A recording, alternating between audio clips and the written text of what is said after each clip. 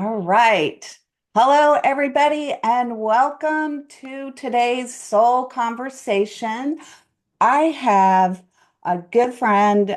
She's a fantastic coach. Her name is Tori Beil. I'm going to make sure I get that right. And she's a connection cultivator, and she's passionate about helping midlife women navigate life transitions, especially the empty nest years. And I think most of you all that come to the soul conversations or watch the replays kind of fit in that category, or you're going to be at some point in the future, right? At any rate, as the creator of DiscovHer, a community designed to foster real relationships, real friendships, and deep self-recovery, Tori understands the challenges that come with this stage of life, the loneliness, the identity shifts, and the need to rediscover purpose. And with a warm and relatable approach and a touch of humor, she empowers women to embrace this new chapter and build meaningful connections and create a life that feels fulfilling for them. And through her Discover Her Friends membership and various online and in-person events, she helps women find their people, their passions, and themselves. So with that, welcome, Tori. Thank you, Tana. I'm so happy to be here. And hello, everybody who's watching and listening. I'm a little nervous, so I'm just going to be real and take a deep breath and go slow as I need to, so I can get through this. Um, a little bit about me. I started to pre-panic about empty nesting in the summer of 2019. So I've been on this journey for 6 years now, and it's been a lot of ups and downs and a lot of learning and understanding, and I've changed so much, if you can believe it. I I had a really hard time getting on Zoom calls and being on camera and talking in front of people, and now I'm doing it all the time. So it's been a fantastic journey, and I'm excited to share a little bit about what I've learned and what I know. Oh, that's great. So, Tori, I'm curious, how many children do you have and what stages, how old were they when all of this started, as compared to today? Okay, thank you. That's a great question. So I have three children. They're currently 26, 23, and 19. So when I panicked, it was the summer after my middle son graduated from high school. So he was just 18. My mother-in-law, my elderly mother-in-law, was living with us and we were caring for her, and she passed a couple weeks after his graduation. And my daughter is my youngest, and that was a summer before her first high school year. So that is when I started to pre-panic because there was nothing really left for me to do.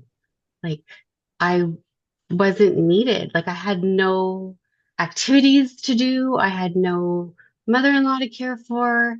The kids were gone all the time. Um, and I remember just sitting in my house. I was in my house and it was so quiet. Like the quiet was loud. And I remember looking at my dog because it was just me and my dog. Mm. And I was like, is this it? Is this all that's left for me? Like, I actually have nothing to do except cook and clean. And I hate housework. Oh, we all. Like, what am I going to do now? What am I going to do now? Like, what am I going to do? I don't know how to be anything but mom and caregiver. Like, I felt lost. I felt alone. I felt obsolete. Like I didn't have any relevant skills. Like, what was I going to do? How do you put an 18-year gap on your resume? Like, what kind of a job was I going to get? whatever whatever skills I had before I stayed home as a mom, I felt like were obsolete. Like they didn't exist anymore. Like I had to learn something new. And yeah, I just started panicking about that. Like, because I was only 45 when that Yeah. happened. Oh, And interesting. Um, what I think is fascinating about this is, so you have three children, and this panic didn't happen really with the first two. It was like you still had a child at home. yeah, yeah, And I I did. think, I don't know, you tell me, because you're the expert in this, and you have many people in your community that you talk to about these things, but is that typical that somebody would maybe go through this when their children are in high school? I Or, I don't know. I don't know if it's typical. I think that there are some who see the writing on the wall because as life slows down and you realize how much you did for others and like you actually can't you just I had a hard time understanding what I could possibly offer, right? Like if I'm not doing things. And so I was still doing all those things, like how I was still momming, I guess. I would say I was momming my adult children. Of course, I was still momming my daughter because she wasn't an adult yet, but um that kind of really affected my relationship with them because right, I was doing all the things, but they're wanting to do stuff on their own, but yeah. I'm trying to fill my sense of purpose by doing all the things I always did, and they're trying to pull away and, be independent. And it caused a lot of grief in the relationship there, that transition. Mhm. Um, yeah, there was a lot of emotion that was going on. So I don't think most people pre-panic. But you went there. But I did go there because I was like, oh my gosh, I've got to figure this out because I'm too young to not do anything. And Yeah. like, what am I going to do with my life? Like, I'm not just going to sit on my couch all day long. What am I going to do?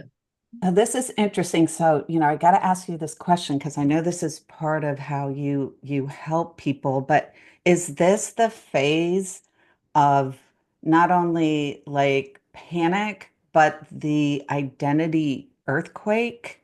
Like, can you speak to that? Yeah, yeah. So it's like, okay, who am I if I'm not mom? Right? Like if I'm not doing all the things that I did as mom and to keep the household, running, like we had the three different activities, three different, like it was crazy, right? Like when you have multiple kids, it's just crazy. Life is crazy. Who am I without those things? What do I do?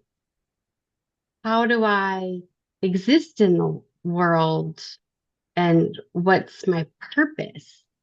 Um, Like that's where my pre-panic was going. And um I had thoughts like I made a mistake. I should have never left my job and stayed home. I lost all my skills. I don't know what to do. Now I'm stuck. Opportunity has passed me by. There's nothing left. It's too late. I should have been doing all these things this whole time to prepare for this, and I didn't. Like, yeah, it was pretty significant for me. Um, So, I'm curious, how do you think your identity as a mom kind of shaped the way you saw yourself? And then how did you start to make a shift? Because this sounds like it was um, kind of all at once, panic, and then processing all of this stuff that was coming up. right. So the panic came on pretty quick, like, and the realization, like, okay, this is ending, and I actually don't know how to exist in the world differently. Um, the shift kind of happened slowly. Um, so, okay, ask me the question again. It was like, how did your identity as a mom kind of shape the way you saw yourself? And then how did you start to shift? Because it seems like it was probably you had these thoughts and you were even talking about, oh, why did I like Mhm. stop? Why did I ever quit my job? Um, as you're like, you can't stay in panic mode forever, Right, so right, obviously you started to make some shifts. And I'm just curious, like, was there anything about the identity as a mom that you could take with you into the shift? Like any part of that that you loved and wanted to keep? I right. don't know if that makes any sense at all, Yeah, but yeah, no, okay. Yeah, it does. I just wanted to make sure that I answered the question. So, yeah, I think it took me a while to realize and understand that yes, 100% all of the stuff that I learned as a mom, all of the things that I did as mom can translate into other things.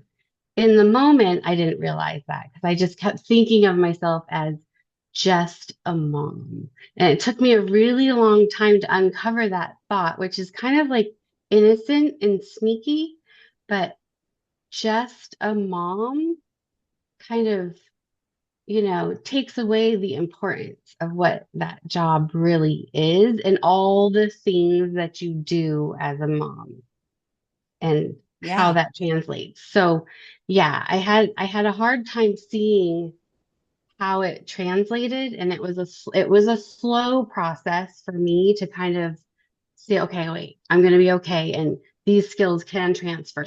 I did a lot of online research. I was Googling what kind of jobs can I do, what skills do I need, how do I fill the gap. I was doing all kinds of stuff, and that's actually when I was doing all that research is when I found life coaching because I never finished my degree and I always planned to be a psychologist and help people anyways. So I was like, oh, this is good. Okay, learn. So the more you like learn about those kinds of things and then you start, researching more. And then I remember someone saying to me, oh, well, that just means you have more time for yourself and you can do self-care and just think about things that you did when you were younger, things that you liked when you were younger. And I was like, what? What do you mean spend time on myself? I don't even know what that means. Like, what do you mean self-care? Like, that doesn't, you're talking about bubble baths? Like, I don't understand. And the things I did as a kid, I was very active. I was basketball, softball, soccer, singing, like all these things. I'm like, that stuff doesn't apply to me. But like, what? What? So, I kind of went through all that stuff and tried to figure out who I was and Yeah. how. Um, Tori, I'm just thinking like how important something you just said is the fact that a lot of people will go, oh yeah, just think back to what you did as a kid and blah blah blah. Well, here's the thing. I don't think at 45 or 50, shoot, even at 40, maybe even 35, can you go out? Like I know that I could not go out and play soccer like I did in college. It's Right. not humanly possible for this person, but so when somebody tells you that, it's like, I don't know, when people would mention that to me, I would feel like defeated. Right, right. Because I was frustrated because I was like, that doesn't like I'm not that person anymore. So it's not like I can just go pick it up. Like I'm not. I was really frustrated with that, and I was struggling to figure, okay, how like where how am I going to find this place in the world? And I finally came to the realization that it's okay. So you can think back about all those things, but you're not the same person that you were. So maybe something fits into your life now. Maybe you can take some of that into your life right now, but it's It's about meeting yourself exactly where you are. How did I get here? What what what went into creating this version of me? What do I like about this version of me? What don't I like about this version of me? And what do I want for my future? Because I have to figure that out before, if I don't know where I'm going, right, I'm never going to get there. So that was the process that I eventually found and wandered into. And that's really what helped me, because just letting me understand that it's okay. Um, it's okay to be confused. It's okay to be happy and sad all at the same time. It's okay to want and not want. Like there's a lot of um, opposite feelings that happen, and it creates a lot of confusion because you don't know like what's going on um, in the moment. Yeah, it's kind of like it's like you want them to be around and you do these things, but then there's a part of you that like, oh, yay, they've flown the coop and now they're Mhm. doing their own thing. But then there's the they're not there. I just think like it's a really special, I think it's like a sacred time for women who are going through this and probably some men too, I would imagine. I don't know. Because I typically talk to women, but it's like a season of dissenting opinions and emotions. Yeah, right. Because, and it's interesting because, anybody who's a parent, I mean, it's not a shock. We know how it ends, right? That's the goal. The goal is to raise your kids and for them to be self-sufficient and leave, right? That's the goal. It's always been the goal. We knew it was coming, and yet at the same time, it is shocking when it actually happens. Why am I so shocked? I knew this was going to happen, right? And it's it's about being okay and allowing yourself to grieve. I do think that that's an important part of the empty nest is even our kids, they're not gone, like they haven't passed, right? But they're gone. And Yes. the identity that we put on ourselves, which we probably don't realize, I didn't realize that's the identity, that's how I identified myself was only as mom. That identity disappear like it disappears in the way that you're used to having. Yeah. And it's grief. It's you're experiencing a loss and it's grief that you have to let yourself do. Yeah, that's so true. And like I don't know. I'm a person that's like, I don't want to feel bad. So I'm not Yes. gonna invest in that. Even Yes. though it's probably the thing that would help the most, right, in some ways. But I'm also thinking about, you kind of hit on something that there were all these things that you did as a mom that were actually have now become somewhat a part of your identity that you could carry forward. Right. And and it sounds to me like you were asking yourself questions around, okay, what's the part of me as a mom that I really loved and I want to keep with me? Hmm. And what parts can I release? Right. Hmm. Yes. And is that kind of how you went about it? Like, because I noticed, well, you mentioned earlier about how you started researching jobs and stuff, because I think it's interesting that your immediate thought was, I'm going to get a job, right? Right. Not, Yeah. some people, would go, oh, I'd like to go volunteer somewhere, or I want to, do something else, right? I just think it's interesting that you picked the job. I know. Like I have to go, I have to be productive. I have to do something. I have, right? Like, yeah, that was leading me in the beginning. Um,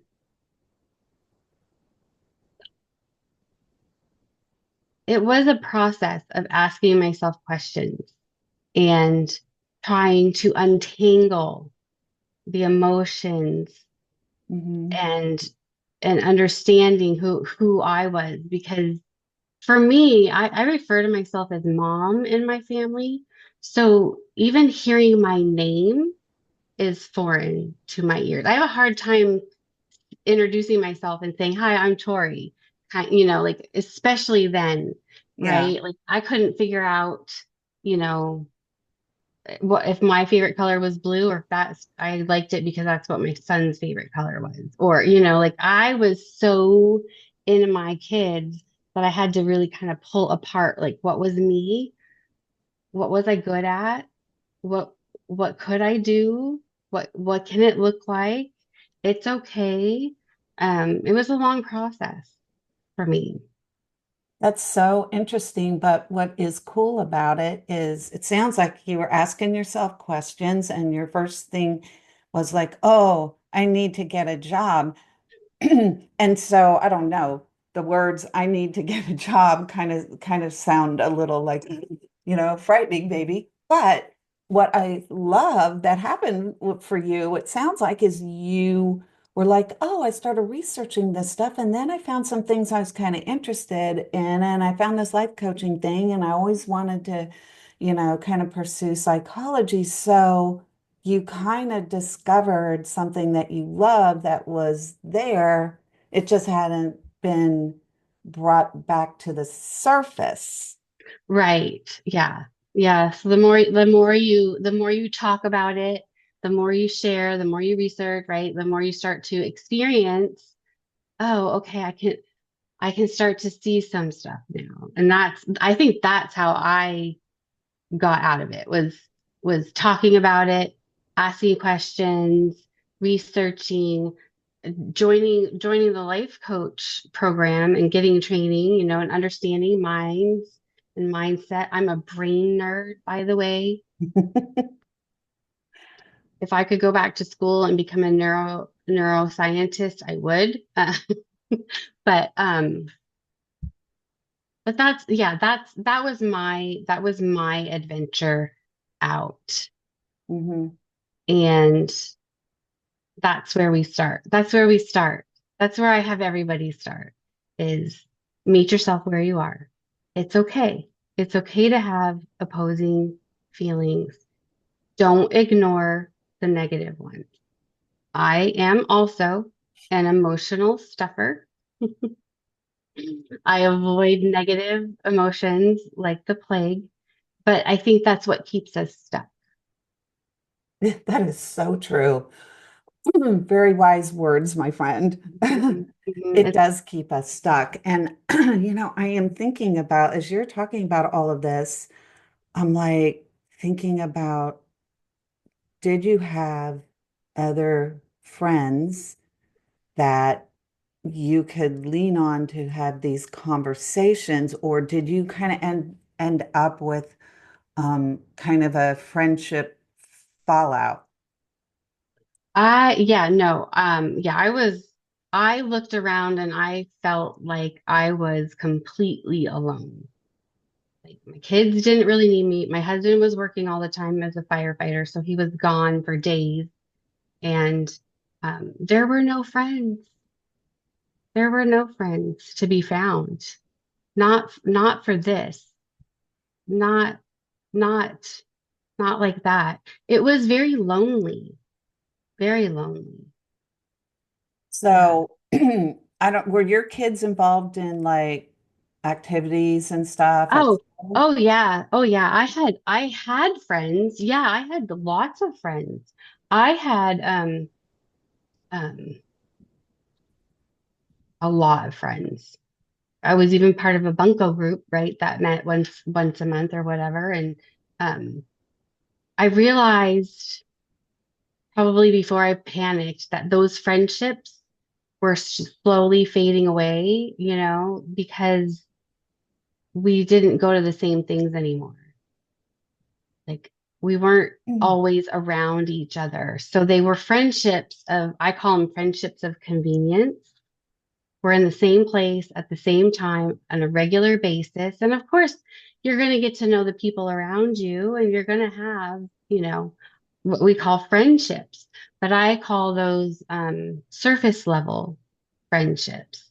They're So, not people who really know you or will stick by you necessarily. so are you referring to friendships that are maybe like you're like a soccer mom and Yes. everybody's like kind of hanging out together, and then Yeah. when your child decides, I don't want to do this anymore, or their child or whatever, or it just ends, right? Like Right. I think Right. about middle school, how it just kind of ends and then they get into the high school thing, but then you have the high school thing. Right. Right. And some of those, and what's interesting is for me, and I still call them my friends. They're still people that I like. It's just that they're not involved in my life, and I don't necessarily reach out and talk to them and share things. It feels very isolating in that sense. But I had lots of friends that we did all this stuff. We went from kids being in kindergarten all the way through high school. I had friends like that whole time period. And to realize, oh, wait, we only ever really talked at these events or whatever. We would every once in a while maybe do something outside, but we never really had deep conversations or really knew, a lot about each other. And, you know, I think a lot of some of it was my fault, right? I didn't reach out, I didn't make the effort as much. We're busy and it's it's like second place, right? Mhm. For me, everything about me was always in the second or always in the background. Kids always came first. So those relationships weren't really nurtured and they were based on convenience, based on being in the same place at the same time on a regular basis. And when you're no longer doing those activities, it's very easy for those friendships to fade away because we don't make them a priority in our life. Yeah. So then when those relationships went away, it sounds like it really impacted you in terms of feeling isolated. Yes, yes. And I don't know that I 100% realized that right away.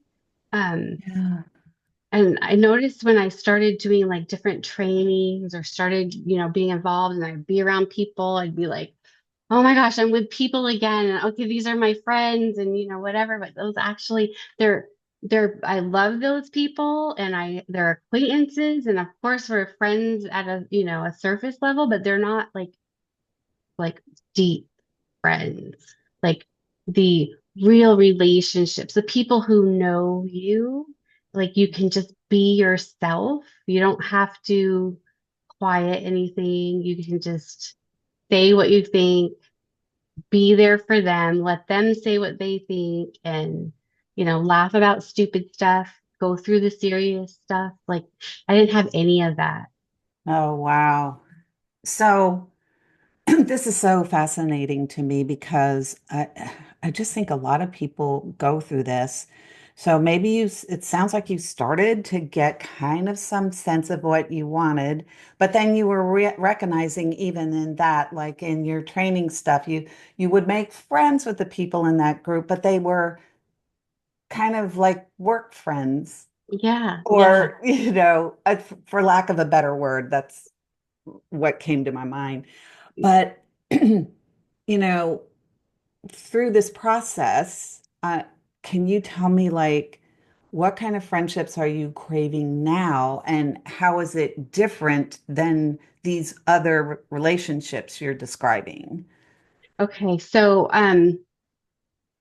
what I started doing was talking to other empty nest moms to see what they were experiencing and to step outside of my comfort zone to meet new people and whatever. And nobody ever actually said it, but what I really got the impression of, I had like 6 or 7 calls, and I'm like, we're all so lonely and we're all craving real, meaningful friendships.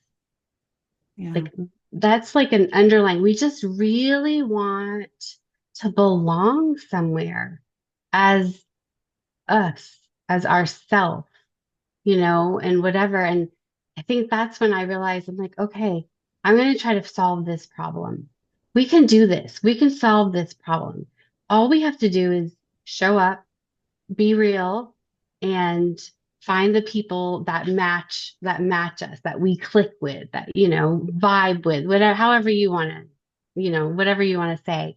And so I started doing that, and I created this group of diverse, phenomenal friends. There's 8 of us in total, and we're from all over the world. And we meet every single week for an hour to just talk and, whatever. And we ended up doing a meetup, an in-person meetup in Nashville. I think we had been talking for a year and a half at that point. And I was like, I don't know how this is going to go, right? Like there was 6 of us in an Airbnb. This, this could either go really good or really bad.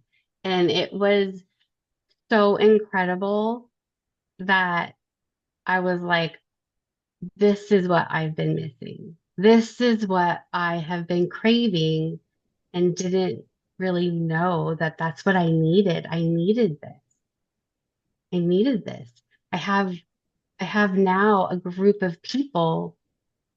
I don't I don't ever feel like I'm alone. Like I'm by myself a lot in my office, in my house, but I never feel alone because I have any one person, any one of 8 people I could reach out to at any given moment, and they would be available for me to chat with, or work something through, or whatever. And it's vice versa for all of us. We all do that, and they support me in a way that I have never felt supported before.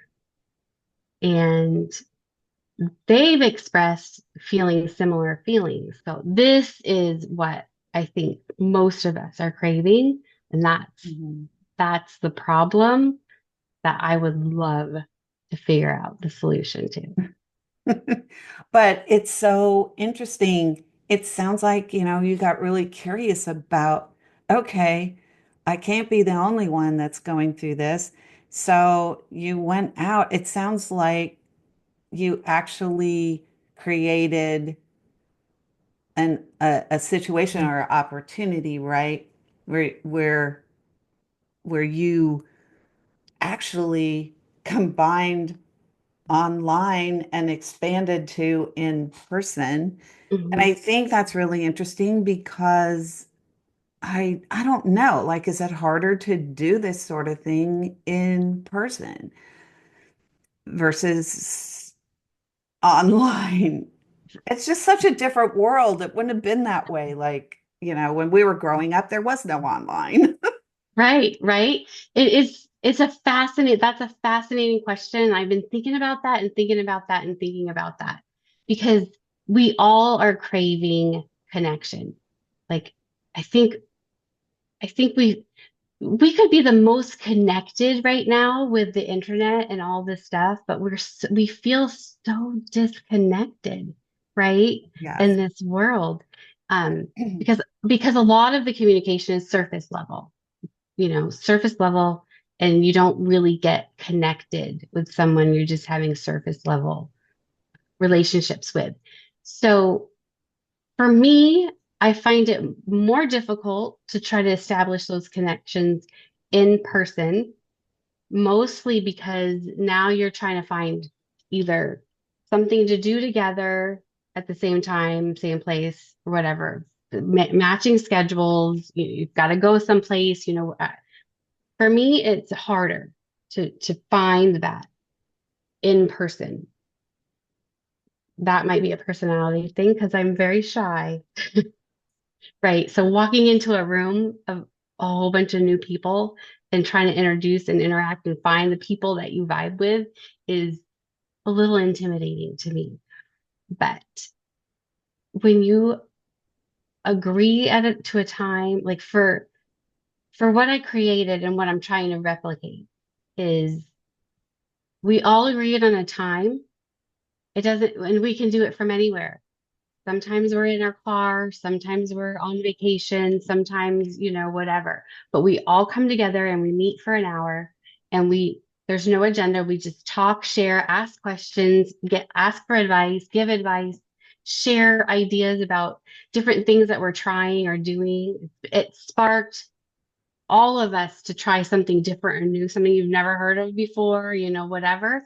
And it's easier Hmm. because it's just a Zoom link and you can do it from anywhere.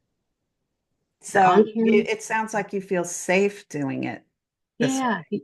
yeah, it feels safer and easier, and it feels real. And it sounds. I thought I was crazy when I first floated this idea. I'm like, nobody's gonna come. Who's gonna come to have this conversation on a Zoom call? Like, well, nobody's gonna come, but they did.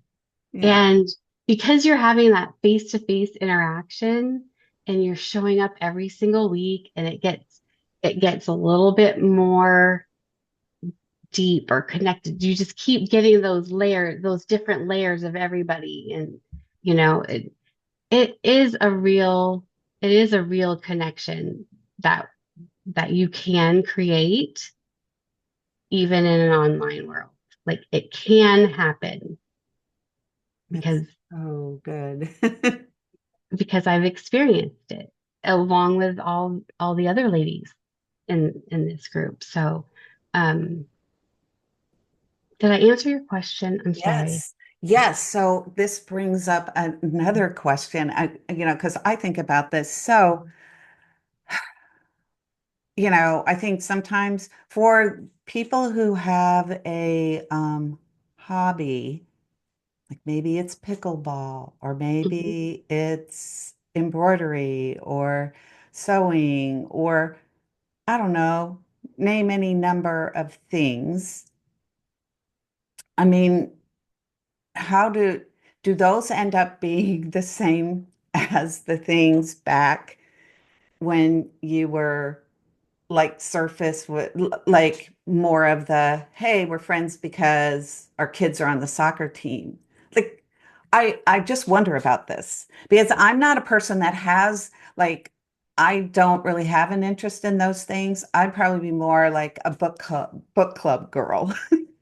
Right. Okay. So are you asking me then, is it the Like, hobby that bring us together? yeah, like I'm curious, like if those relationships, and I don't know because I'm not in any groups as a hobby, so I don't know, but Right. can you build these deep connections in the hobby space, I guess?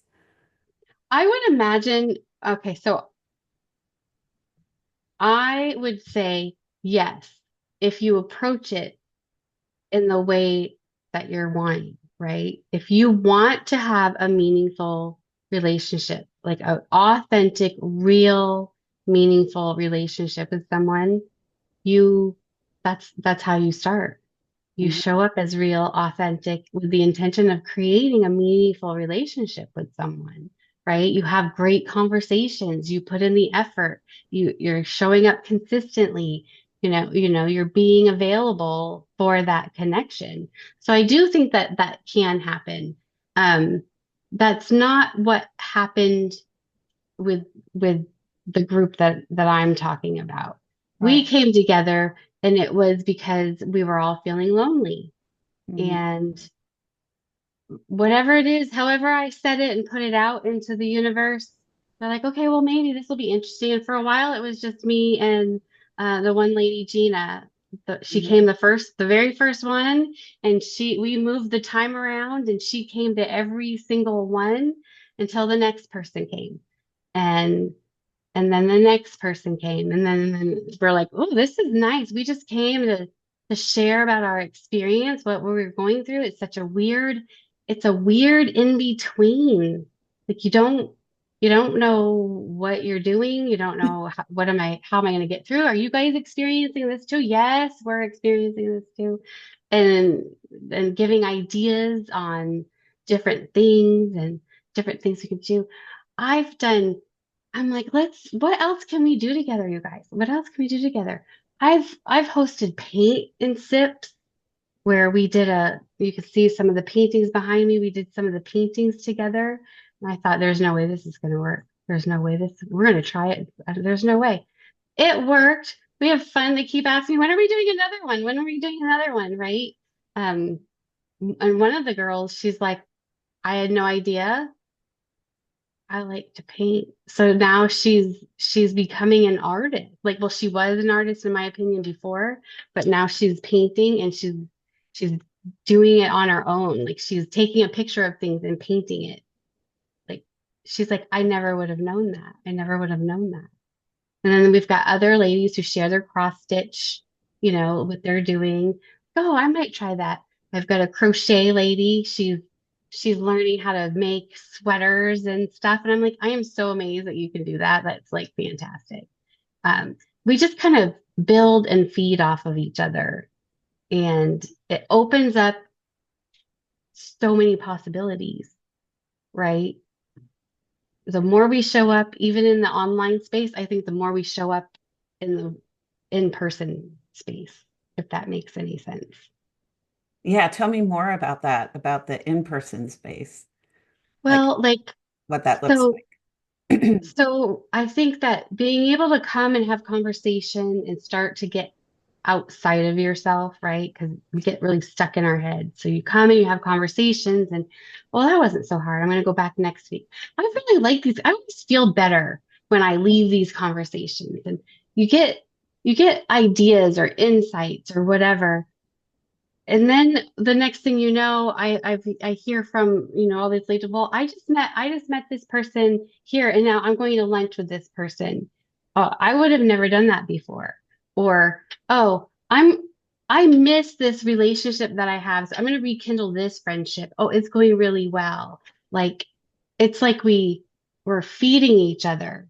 Like we're getting what we need and it's allowing us to bring it into I'm gonna call it the real life world. Like I still think our virtual calls are real life, but Hmm. you know what I mean? Like the in person, like we're bringing all of that with us as we walk through our days, carry ourselves through our days.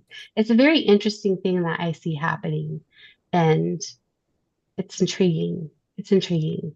You know what is interesting about that is it sounds like through these conversations that you all are sharing, hey, here's some things that I might want to try, or I remember that I kind of liked this in the past, or and that you're actually building up one another's confidence Yeah. to, hey, there's nothing to lose to give this a try. And oh, now that you're in this space where you meet every week, and you're building these relationships, it sounds like everyone's learning some kind of, I don't know, is it communication skills or something that they can take out into the world where they live, and then engage maybe differently with people than they might have before. I don't know. Am I off there?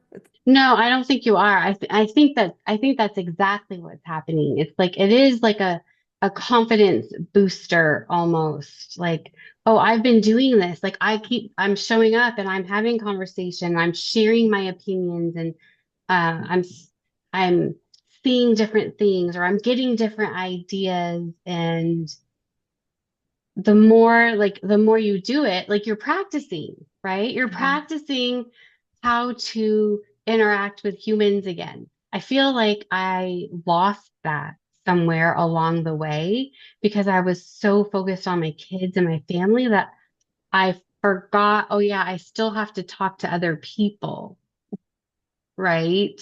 Yeah. And the more you do it, the easier it becomes, right? The your confidence comes back, and then you're in the world and you're talking to strangers in the store, like something you'd never do before, you know? Or you're like, I met a friend and it might, I met a friend at a gas station. I That's, never would have done that before. Like, no, don't be crazy, And it's just, I don't know.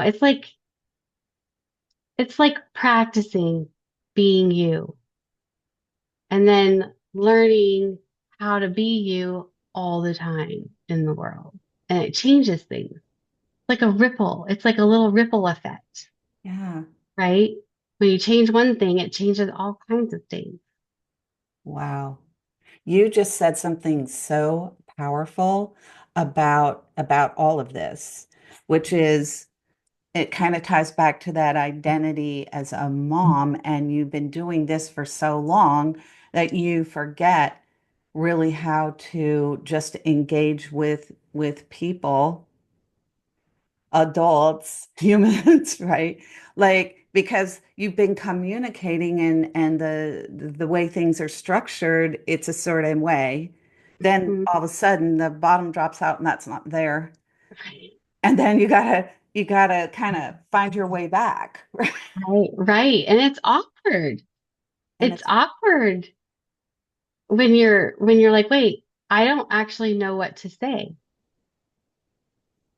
I don't know what to say when I'm having a conversation with another adult. If I'm not talking about my kids or I'm not talking about like I didn't have anything to say. My first few conversations were very awkward. I just want you to want you to know, like, what do yeah, I ask? yeah, But what? you were talking about too about this is also being willing to try, number one, Hmm. but number two, to be consistent. Hmm. Um, and it got me thinking about, this world, we're just so conditioned that everything should happen right now. We Yeah, tend to have immediately. this gratification thing going on. Yes, No friendship, at least none that I have ever had, was that how it happened. Like you have to invest some time. yes. And Hmm. and if you've been conditioned like as a kid with your children and stuff, is like, we're too busy, blah, blah, blah. Then boom, we're not busy. But then it's like, oh, it's gonna take some effort on my part. But I'm Right, so tired from the grieving and this battle going on in my head. I don't know. I think it all must play in. right, right. And I think if you're willing, if that's what you're wanting, like if you're lonely, like you're feeling lonely, you're feeling lost, you have no idea. I mean, I didn't even know somebody was like, get a hobby, and I'm like, I don't even know what that would look like. I don't even know what hobbies are out there. What is a hobby? Like I know obviously, but my brain wouldn't let me come up with something. And if you're willing to put in that effort to show up consistently, leave some judgment at the door, be vulnerable and open to having conversation, um, it really can change a lot.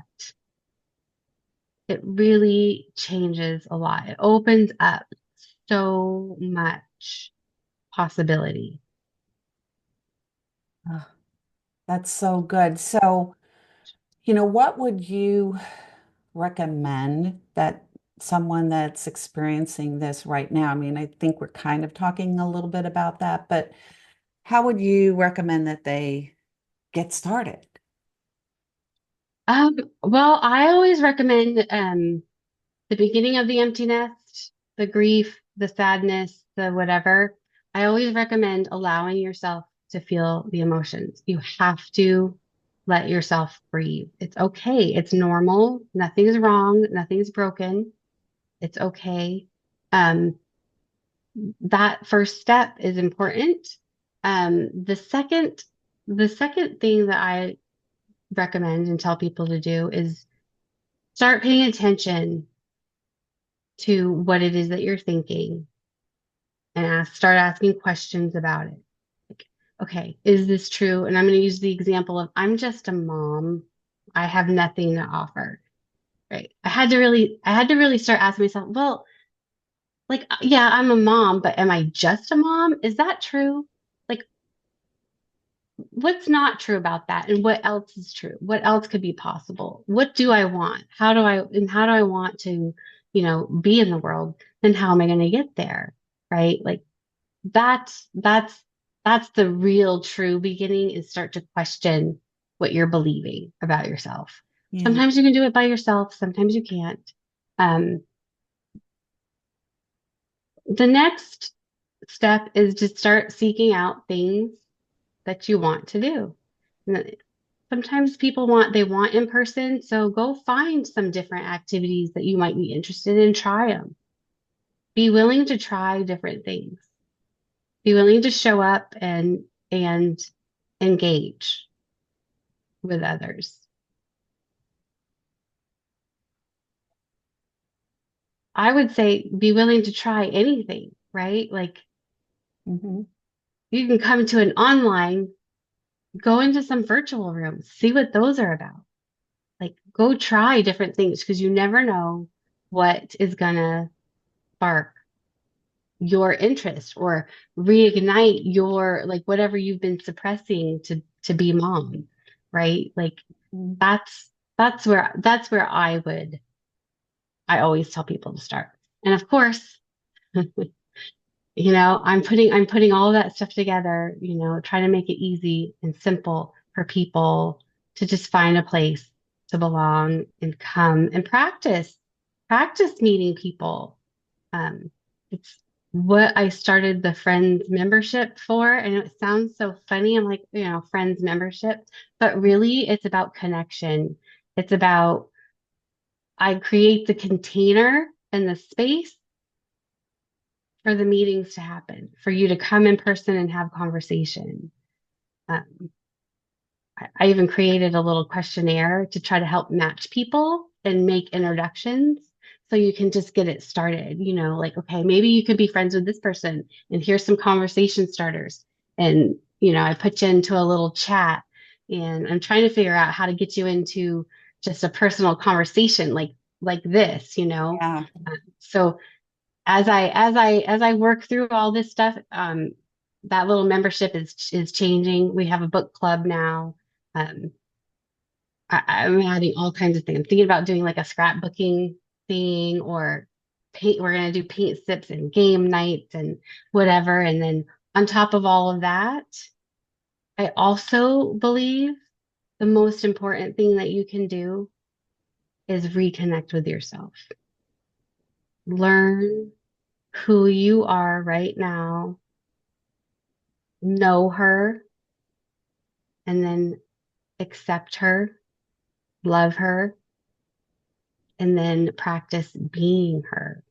Like it's it's a shedding of all the things that have become automatic for you. Like I kept saying, okay, my time will come, my time that'll come, that'll come, and then I forgot all about all that stuff until this time. So I had to reconnect. I had to start listening to what it was that I wanted and and how do you do that? So that's the next thing that I've been working on is a know her, love her, be her, three step three step phase to get through course. So Oh, Tori, I have loved this conversation so much. And listen, y'all, Tori has an amazing program called DiscovHerConnections.com. That's the website. And she has a Facebook group. It's facebook.com/Discover Her Connections. I will put the links to all of this when I upload this video. But I really encourage you all, like if you are someone that like needs some help figuring out how to create friendships and you're scared or you're just like, I don't know. Tori, tell them, you just mentioned some of the things that you'll be doing, but this membership is like a steal, right? It's $9 a month. And the bigger it grows, the more I'll be able to offer like a variety of things. Um and so I'm developing that know her, love her, be her. I haven't figured out exactly what that's going to be and what that's going to look like. But that is coming. I would love to be able to do in-person retreat. I would love to be the facilitator of local groups so that there could be local meetups. Like if we get Yeah. enough people, eventually you're going to have people in the same area, and how can you connect, and how can we connect in a better way? So yeah, I am, dare I say, creating a movement. I love it. And I'm gonna just keep being out there trying and doing new things. So yeah, as as it develops and grows, but yeah, $9 a month. Um, we have book club. I offer 2 connection calls right now a week that you can come on and meet other people.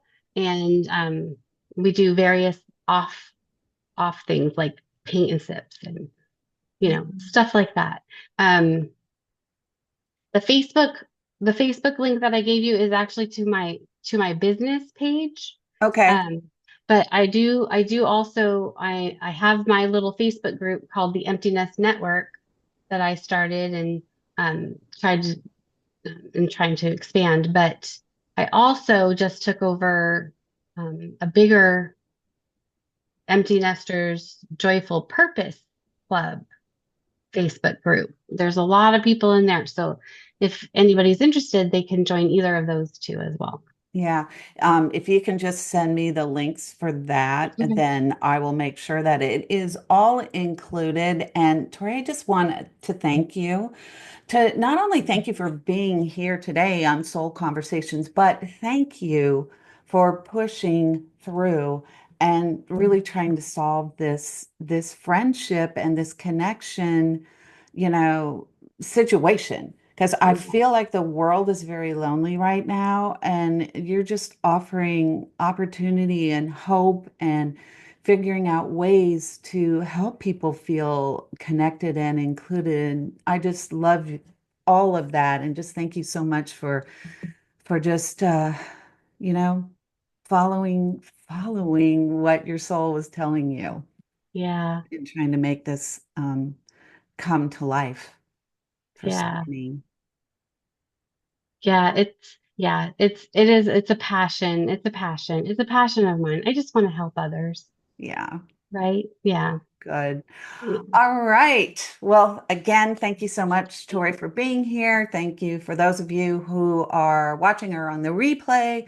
And I will see you in 2 weeks for the next soul conversation where we're going to be talking about perfection, imperfection, and what the heck we can do about it so we're not driving ourselves nuts. All right. So, with that, I will say goodbye and look forward to seeing you all next time.